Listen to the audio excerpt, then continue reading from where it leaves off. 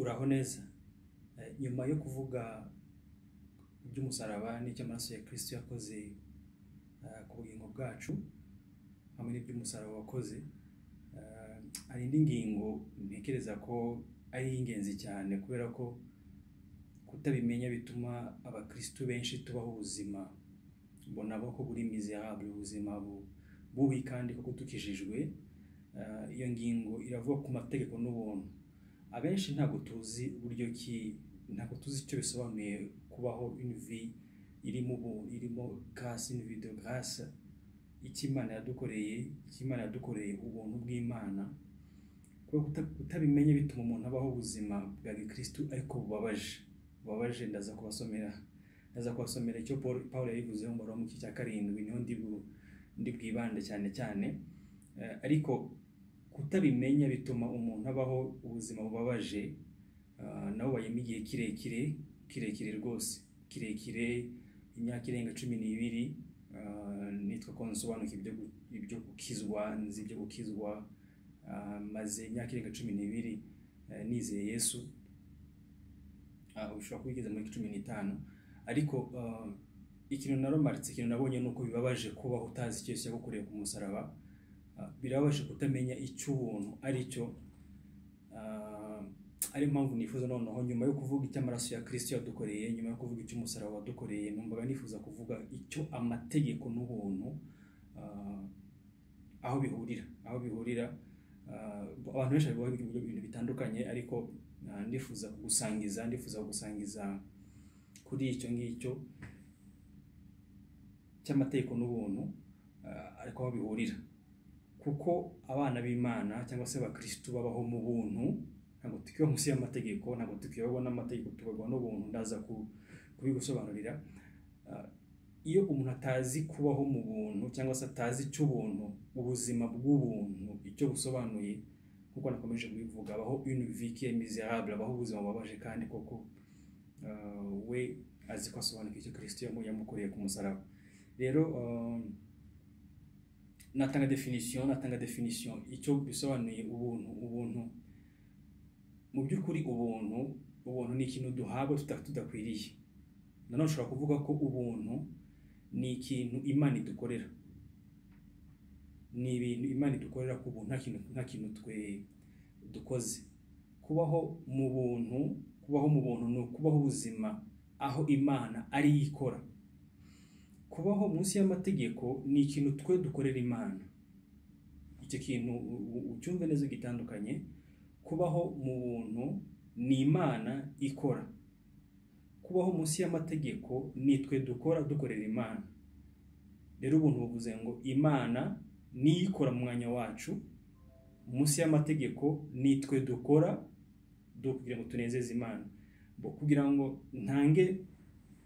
nerekane neza ingaruka zo kuba munsi y'amategeko, hari igice cya 7 cy'Abaroma. Hari amagambo Paul ahavuga, amagambo ngiye gusoma duhereye ku gice cya 7 umurongo wa 14 ukamanuka kugeza mu 25.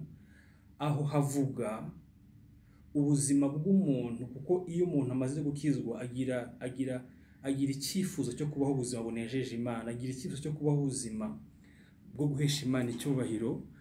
Yumva hari icyo nawe yakora kugira ngo abeho ubuzima bunejeje Imana. Mu by'ukuri icyo cyifuzo si kibi, ariko iyo umuntu atarasobanukirwa nibwo souffrance itangira.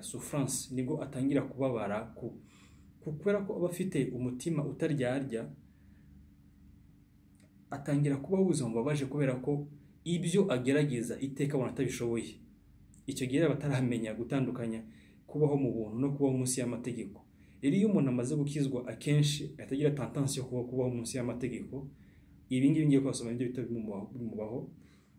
Rero ku 14 haranditse ngo tuzi yuko amategeko ari ay'umwuka, ariko jyewe ndi uwa kamere, ndetse naguriwe gutegekwa n'ibyaha. Sinzi ibyo nkora, kuko ibyo nshaka atari ibyo nkora, ahubwo ibyo nanga akaba ari ibyo nkora. Ariko ubwo nkora ibyo ndashaka, nemera ko amategeko ari meza. Nuko rero noneho sijye uba nk'ibikora, ahubwo ni icyaha kimbamo. Nzi yuko muri jye, ibyo ni ukuvuga muri kamere yanjye, nta cyiza kimbamo, kuko mpora nifuza gukora icyiza ariko kugikora ntako, kuko icyiza nshaka atari cyo nkora, ahubwo ikibi nanga akaba ari cyo nkora. Ariko ubwo nkora ibyo nanga sijya nkibikora, ahubwo ni icyaha kimbamo. Nuko rero mbona yuko amategeko anyifuriza gukora ibyiza, nyamara ibibi bikaba ari byo bintanga imbere. Nishimira amategeko y'Imana mu mutima wanjye, ariko mbona irindi tegeko ryo mu ngingo zanjye rirwanya itegeko ry'ibyaha ryo mu ngingo zanjye. Yemwe mbonye ishyano, ninde wankiza uyu mubiri untera urupfu? Imana ishimwe kuko izajya inkiza ku bwa Yesu Kristo umwami wacu. Nuko jyewe mu mutima wanjye ndi imbata y'amategeko y'Imana, ariko muri kamere ndi imbata y'amategeko y'ibyaha. Mu by'ukuri aha Pawulo navuga ko yari gutaka, yari kurizwa no kubona ubuzima abayeho, yifuza kubaho ubuzima buhesha Imana icyubahiro, yifuza kubaho yitondeye amategeko, yifuzaga kubaho akora icyo Imana ishaka, ariko yabigerageza akakora ibinyuranye n'ibyo yifuza gukora. Ibi navuga ko ari experience igira buri mukristo wese uri munsi y'amategeko. Ni experience iyo ugerageje gushaka kuyitondera, ugerageje gushaka gukora ubushake bw'Imana, niyo mategeko, iteka uratsindwa. Cyane ko Imana yashizeho kugira ngo utsinde, kugira ngo ubone faiblesse yawe. Rero iyo niyo situation iyo umuntu ataramenya gutandukanya ubuzima bw'ubuntu, abeho amenye buryo ki yabaho mu buzima bw'ubuntu, atabayeho mu buzima kwibona amategeko. Iriya situation, buriya ubuzima nibwo abamo, ahora mu buzima bwo guhora agerageza kurwana n'ibijyananiranye, ibi ashaka kureka byaramunaniye, agahora arwana nabyo imyaka 10, imyaka 20, imyaka 30 atarabigeraho. Cyangwa se uyu munsi akabitsinda, ejo bikagaruka, umunsi akabitsinda, ejo bikagaruka, agahora mu buzima buhoraho buneshwa. Iki kintu cyambabaje ko namaze igihe kirekire, nkuko nabivuze, namaze imyaka 12 ndi nsengera mu itorero navuga ko rishira imbaraga cyane mu kwigisha amategeko. Ndibuka hari ibibazo najyaga mbaza, ndavuga nti aha hantu ni gute umuntu ashobora kubaho ubuzima bwejejwe budahoramo intege nke, budahoramo ibintu bidatunganye. Nkahora nifuza kumenya, none se ko mbona iki ijambo ry'Imana, icyo inyandiko zivuga, icyo nkwiye gukora, ndasenga nk'iki ijambo ry'Imana, yewe nkanabwiriza, ngakora umurimo w'Imana, ariko buri gihe nkabona hari ahantu ntagera. Nkahora mbaza icyo kibazo, ni gute nagera aho hantu. Iyo myaka 12 yose nayimaze ndi muri iyo ntambara yo guhora ndwana, yo guhora nifuza gukora ubushake bw'Imana, ariko bikanga. Ushobora kuba nawe uri munsi y'amategeko, ushobora kuba nawe urwana iyo ntambara, ushobora kuba nawe ari bwo buzima urimo. Navuga ko ndabizi ko bishobora kuba bikubabaza. Ubaye uri umuntu ufite umutima utaryarya, umuntu utaryarya mu mutima, ushobora kuba wayeho ubuzima butoroshye, butakuryoheye na gato. Guhora ubona uhemukira Imana ukunda ntabwo ari ikintu kinejeje, ntabwo ari ubuzima bworoshye, n'ubuzima uhora wumva ubabaye. Rero nashaka kugufashisha icyamfashije kumenya kubaho mu buzima bw'ubuntu, kumenya kubaho utari munsi y'amategeko, kuko ubuzima bw'agahinda ni uko umuntu aba ari munsi y'amategeko. Rero mu buzima bw'ubuntu, ubushize nababwiye icyo amaraso yakoze kuri twebwe. Amaraso yatubariye ibyaha byose, noneho umusaraba ukemura ikibazo cya kamere yacu. Ibyo byose tubibona mu buryo bwo kwizera. Umusaraba wakemuye ikibazo cy'icyaha byamaze gukemuka, ariko noneho tukabona hakaza ubundi ntabwo nakita ikibazo. Amategeko y'Imana ni meza, amategeko y'Imana ntazigera avaho. Abantu bigisha ko amategeko y'Imana azavaho cyangwa se yavuyeho ngo Yesu yabambye ku musaraba, ndavuga amategeko ayo bita moral law. Hari amategeko kuko Yesu yabambye ku musaraba, ni amategeko y'imihango, ariko amategeko moral law ni yerekana karaktere y'Imana, yerekana imico y'Imana n'urukundo. Ari amategeko yose Yesu yavuze muri aya bakora urukundo, avuga ko ari rimwe n'itegeko rimwe n'urukundo, na Paulo arabishimangira. Rero ntibishoboka ko urukundo rwavaho. Iyo uvuze ngo amategeko avuyeho, uvuze ko nta rukundo ruhari. Rero amategeko y'Imana azigira avaho, ni ikintu kidashoboka. Ariko uko amategeko y'Imana agaragaza, atubwira icyo Imana idushakaho, atubwira icyo Imana ishaka dukora, kandi tukaba tudafite ubushobozi bwo gukora. Iyo umuntu ataramenya atarasobanukirwa ubuntu, abaho ashaka still nawe ashaka kubaho ubuzima Imana ishaka, ariko buri gihe akabona ntabigeraho. Rero ikintu cyo ashaka ko nkunganira ngufasha, kuko nanjye byamfashije ngusobanurira iki gice cya 7, kuko niho Pawulo atwereka buryo ki Imana yadukoreye ko tuba mu buntu. Munyumve neza, ntabwo mvuze ko amategeko yavuye, ntibishoboka ushobora kuvaho, ntibishoboka. Ariko wumve neza amagambo ngiye kugusomera, arahita gusobanurira, arahita atuma wumva uruhutse kandi ubisobanukirwe neza. Uko amategeko, nicyo cya 7 nanone hahandi nyene, uhereye ku murongo wa mbere. Uko amategeko atwara umuntu akiriho. Uko amategeko atwara umuntu akiriho. Mbese bene data muzi amategeko? Ntimuzi yuko amategeko atwara umuntu gusa akiriho? Nicyo gituma amategeko ahambira umugore ku mugabo we akiriho. Ariko iyo umugabo amaze gupfa, umugore aba ahambuwe ku mategeko y'umugabo we. Amategeko niko ameze na Yesu wamubajije ku bya divorce. Aravuga ko icyaha gishobora gutuma, ikintu kimwe cyatuma umugabo utandukana n'umugore we, Yesu ubwe yavuze ko ari ubusambanyi, cyatuma mutandukana. Ariko hatabayeho icyo ngicyo, ashobora kuba ari umuntu utizera, iyo afashe gahunda akigendera akajya gushaka undi, mushobora kuba nanone mwatandukana. Ariko iyo nta busambanyi bwabayeho, iyo uwo muri kumwe gishaka kumuba muri kumwe, ntabwo ushobora gutandukana nawe. Ikibatandukanya ni urupfu gusa. Niyo mpamvu Pawulo avuze ngo nicyo gituma amategeko ahambira umugore ku mugabo we akiriho. Ariko iyo umugabo amaze gupfa, umugore aba ahambuwe ku mategeko y'umugabo we. Donc iyo umugabo apfuye, umugore ngo aba ahambuwe. Ndashaka mwumve uru rugero yari gutanga aha ngaha, kuko mu gice cya 6 avuga iby'icyaha yabishushanyije imbata na shebuja. Avuga ko ntitukiri imbata z'icyaha. Donc umuntu icyo gihe, umuntu wa kamere agereranywa n'umuntu uri mu bubata, metre akaba ari icyaha.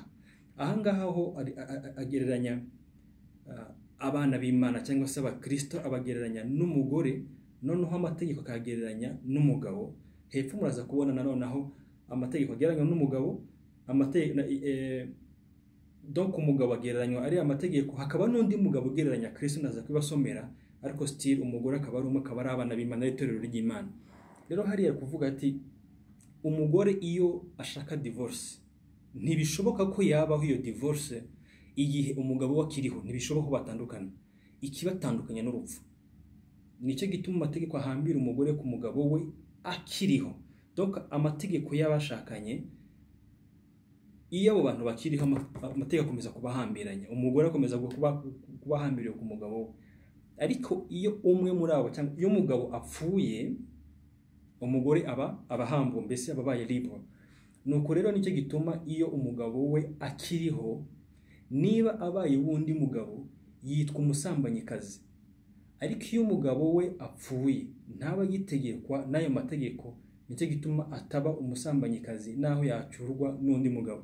Bumva bazanyemo abagabo babiri, wongere ubyumve neza. Hari umugabo umwe witwa Amategeko, hakaba n'undi mugabo turi gusoma ugasanga ari Kristo bari kuvuga. Noneho hakabaho umugore. Uyu mugore ntashobora kuba libre kwa wa mugabo wa mbere igihe cyose umugabo wa mbere akiriho. Umugabo wa mbere apfuye, madamu yaba libre, umugore ashobora kuba noneho yabona umudendezo wo kuba yashaka undi. Ariko igihe cyose umugabo akiriho, uyu mugore yibeshya akajya gushaka undi, azabaye umusambanyikazi. Rero ku murongo wa 4 dukomeje, intego yanjye no gushaka kugira ngo wumve amategeko n'ubuntu aho bihurira n'uburyo ki umuntu akwiye kubaho mu buzima bw'umuntu. Nuko rero murongo wa 4, nuko rero bene data, niko namwe mwapfuye ku mategeko kubw'umubiri wa Kristo. Ahantu muhumve neza, nanatangiye mvuga nti ntibishoboka amategeko avaho, ntibishoboka abantu bavuga ko amategeko yavuyeho, ntabwo babazi icyo bari kuvuga. Icyo ni icyaha, bashobora gukora icyaha batabizi, ariko ntibishoboka. Yesu yaravuze ngo mu cyimbo cy'uko havaho n'akantu kagapfunko kuri isi n'ijuru byavaho. Ntibishoboka ko amategeko ashobora kuvaho. Amategeko azahoraho ibihe byose. Rero niba amategeko ariyo wa mugabo adashobora kuvaho, tuvuge wa mugabo adashobora gupfa, kuko nicyo avuze ngo nuko rero bene data, hariya ntabwo maze kumva icyo ashatse kuvuga. Donc amategeko kubera ko adashobora kuvaho, icyatuma wa mugabo utandukana n'umugore, nkuko nabivuze, wa mugore abaye ari adashaka kujya mu busambanyi, ikintu kimwe gishobora kubatandukanya kigatuma amategeko abahuza atagifite agaciro, atakiboshya kuri wa mugore. Niba umugabo adashobora gupfa, umugore bashobora gupfa. Umugore apfuye, isano bari bafitanye biraba birangiye. Nicyo Pawulo avuga ku murongo wa 4 ngo nuko rero bene data niko namwe mwapfuye ku mategeko kubw'umubiri wa Kristo. Mwapfuye ku mategeko kubw'umubiri wa Kristo. Ni cya gatandatu niho Pawulo yerekana buryo twapfuye muri Kristo igihe Imana yatubamba ku musaraba.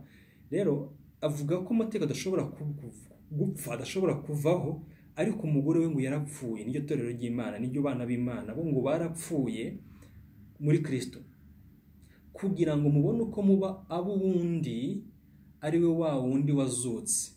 Wazutse ninde? Uwazutse ni Kristo. Uwo Kristo ni wo wa mugabo wundi. Noneho mwumve, noneho mwibuke ibyo twize ubushize mu gice cya gatandatu. Umugore ari we bana b'Imana bapfuye ku mategeko, babambwe ku musaraba, kuko amategeko yabasabaga ntibabashije kugikora. Amategeko ni umugabo. Amategeko ni meza. Mu gice cy'imirongo 12 na 14 avuga ko amategeko yera kandi amategeko ari ay'umwuka. Amategeko ni meza pe, amategeko ni meza cyane cyane cyane. Gusa amategeko nubwo ari meza kandi ibyo dusaba ari byiza, dusaba kubaho ubuzima atwereka n'imico y'Imana, kadusaba kubaho ubuzima buhesha Imana icyubahiro, amategeko ntabwo ashobora kugufasha gukora ubwo bushake bw'Imana. Amategeko akwereka icyo Imana ishaka gusa, niho habereye meza, ariko ntiyagufasha gukora ubushake bw'Imana. Kandi noneho wa mugore akaba atabasha gukora icyo amategeko ashaka.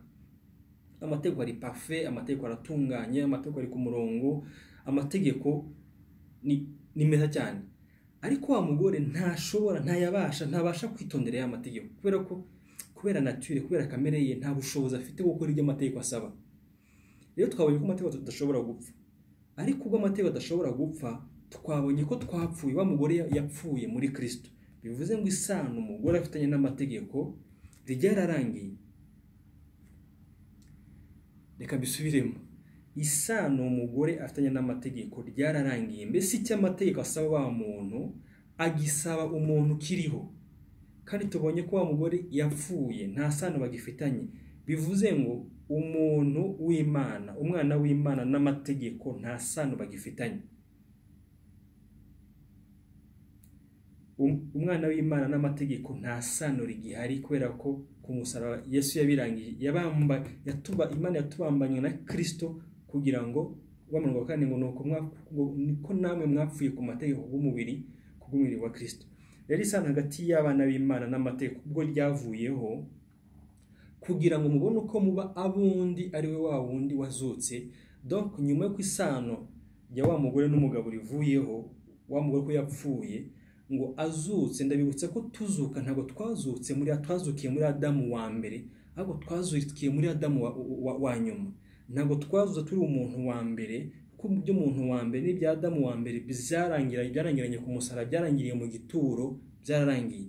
Adamu wa nyuma n'umuntu wa kabiri baje ari abantu bashyashya, twazukanye na Kristo, tuza turi ibiremwa bishyashya bidafitanye isano n'ibyahise n'ibya kera. Rero uwo muntu ari wa mugore we torero, ari bo bana b'Imana, yagiranye indi relation, yagiranye mariage n'undi mugabo, ari we wa wundi wazukiye, wa wundi watuzukiye ari we Kristo, ngo mubone no kwerera Imana imbuto. Ubwo twari tukiri abantu ba kamere, irari ry'ibibi ryabyukijwe n'amategeko ryakoreraga mu ngingo zacu kugira ngo ryere imbuto z'urupfu. Ariko noneho ntitugitwarwa n'amategeko 6, ngo ariko noneho ntitugitwarwa n'amategeko kuko twapfuye ku mategeko yaratuboshye. Nicyo gituma turi imbata mu bubata bushya bw'umwuka, butari bwa bundi bwa kera bw'inyuguti. Donc isano twari dufitanye n'amategeko ryarangiye, dufitanye indi sano noneho na Kristo, ni bishyashya noneho turimo, ni mu buzima bushasha, ni muri création iri nouvelle, ni mu isi nshya, ni mu byaremwe bisha, ni mu bantu basha batafitanye isano n'ibya mbere. Donc ni bishasha. Rero isano dufitanye rero ni isano hagati yacu na Kristo, ari ryo Pawulo avuze ku 6 ngo nicyo gituma turi imbata mu bubata bushya bw'umwuka, butari bwa bundi bwa kera bw'inyuguti. Donc ubu ngubu ubwami turimo ntabwo ubwami bwa handitse ngo ntugasambane, ntukibe, izo ni inyuguti zikubwira ngo ntugakore ibi. Suko ibyo zivuga ari bibi, suko ibyo zivuga atari byiza, ni byiza, ariko nta sano tugifitanye. Kubera iki? Kuko twamaze kubama muri Kristo, dufitanye isano n'undi mugabo mushasha rero ari we Kristo. Ushobora gutekereza ko ndi kubyoroshya nkaba iby'isano ryacu na Kristo byo byoroshye kuruta amategeko. Oya, ntabwo ari byo byoroshye. Amategeko Kristo yarakomeje cyane, yaravuze ngo haranditse ngo ntimugasambane, ariko kugenda babwira ngo ureba umugore wundi akamwifuza mutima aba yamaze gusambana. Suko ibya Kristo ari byo byoroshye kuruta iby'amategeko. Ibya Kristo yararemereye cyane kuruta iby'amategeko. Muraza kubona aho itandukaniro riri. Mbika bisubiremo, iby'amategeko dusaba ntabwo Kristo yaje kubyoroshya ngo bite byoroha, ahubwo ibya Kristo yarabikomeje, yerekana uburyo amategeko ahubwo akomeye cyane. Aho muhanditse ntugasambane, ntukibe, ntukice niko amategeko avuga. Bari kugenda babwira ngo utuka mugenzi we, uwanga mugenzi we, uwita mugenzi we ngo wagicucuwe ni umwicanyi. Urumva Kristo we yarabikomeje. Ariko ikintu ushaka ko mwumva aha ngaha, cyangwa se ikintu ushaka nifuza ko wumva aha ngaha, wowe n'amategeko, niba uri umwana w'Imana, wowe n'amategeko nta sano mugifitanye.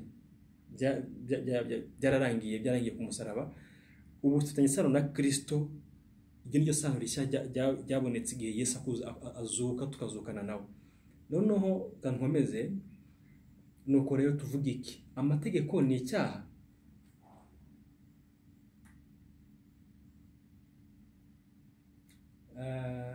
Nuko rero tuvuga iki? Amategeko ni icyaha? Ntibikabeho. Icyakora simba naramenye icyaha iyo ntakimenyeshwa n'amategeko, kuko ntaba naramenye kwifuza iyaba amategeko atavuga ngo ntukifuze.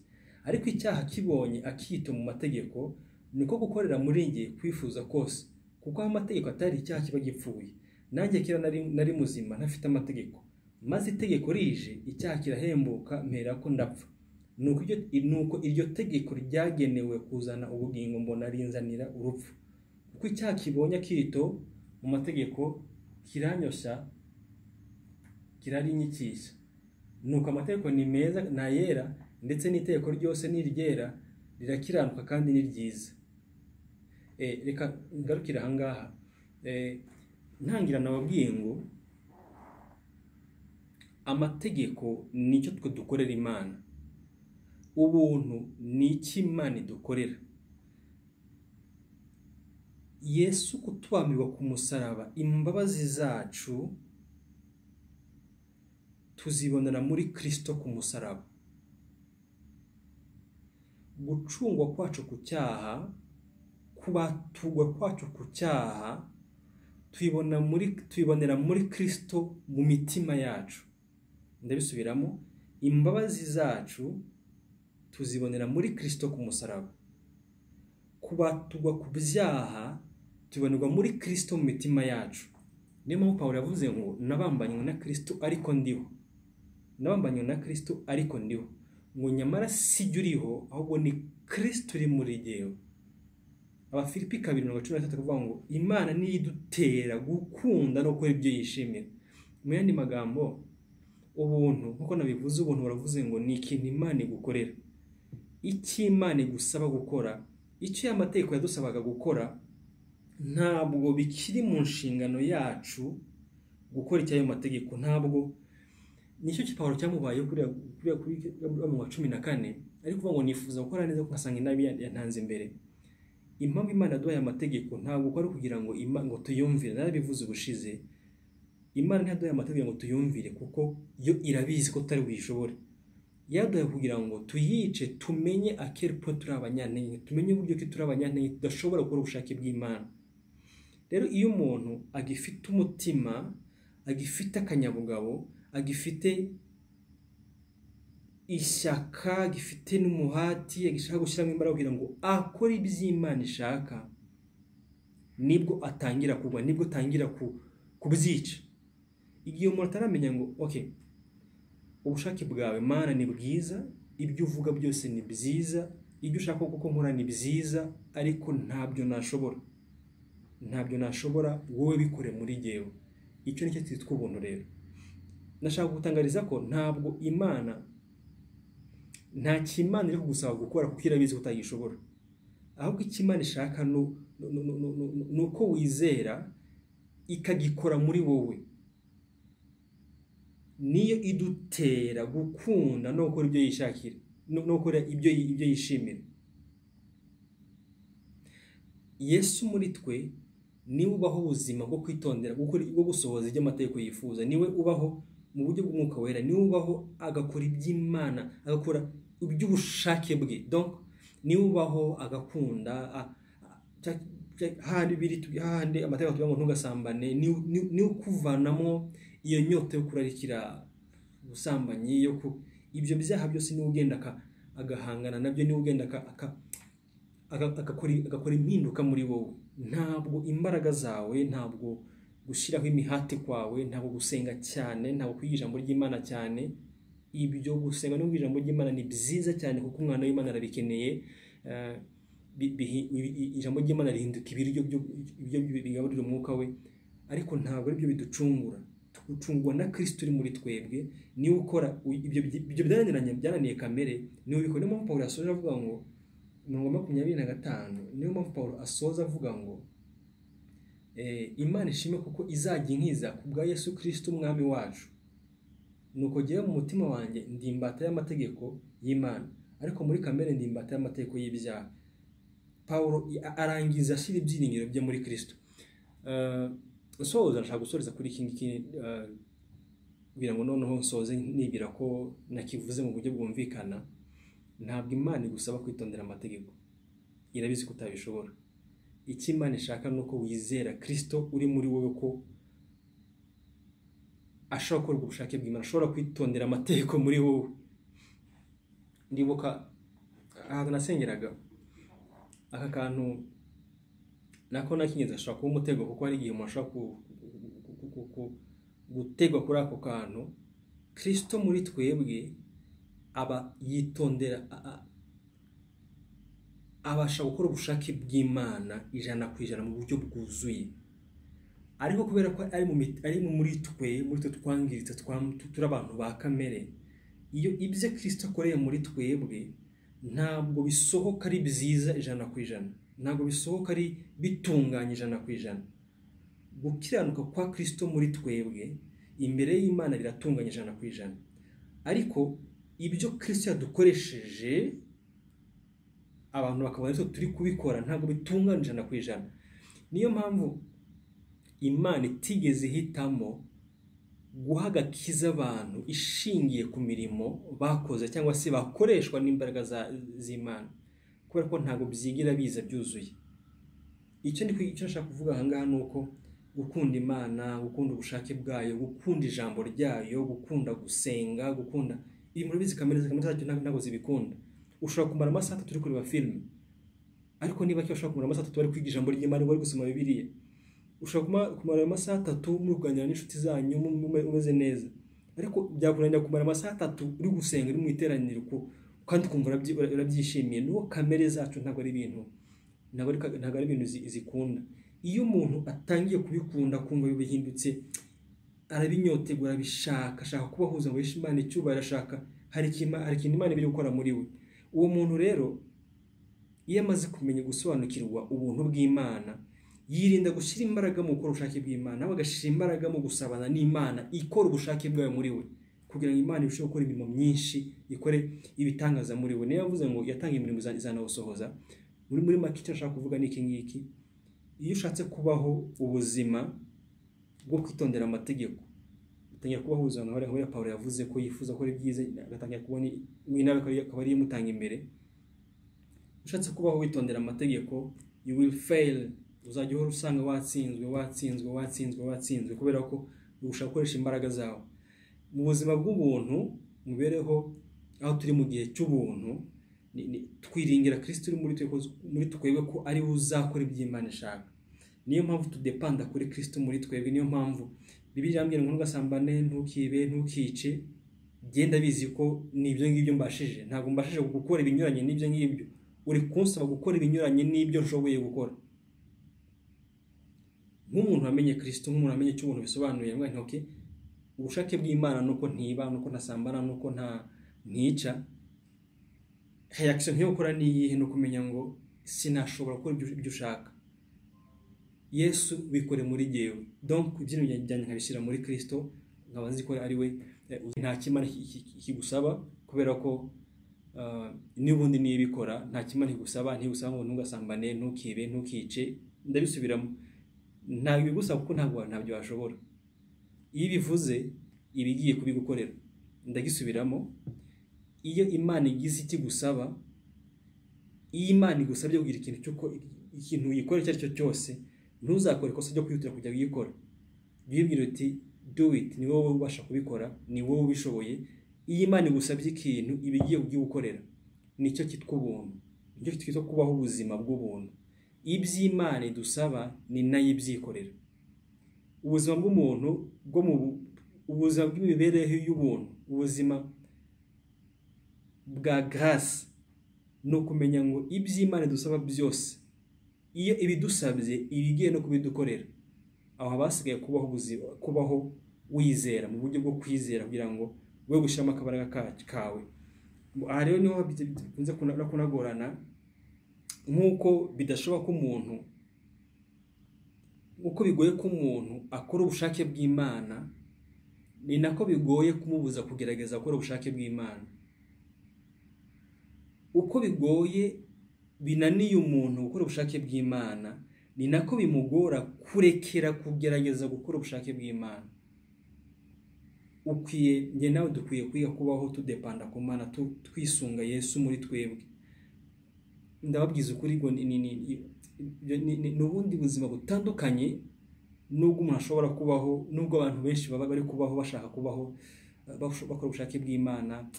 Njya nkurikirana inyigisho zimwe na zimwe nkumva ndababaye iyo mbona umuntu ari guhata abantu mukore mu cyimbo cyo kubereka ngo murebe Kristo, mwisunge Kristo kugira ngo abashoboze gukora ibyo ngibyo. Usanga umuntu arababwira ibingo, ntimukore ibingo, abantu bagira ibingo, abantu bagira gute, abongera amategeko ko basanzwe bafite, bagenda yongera, nta kindi bari kubakorera uretse kubikoreza imitwaro nawe ubwe atabasha kwikorera.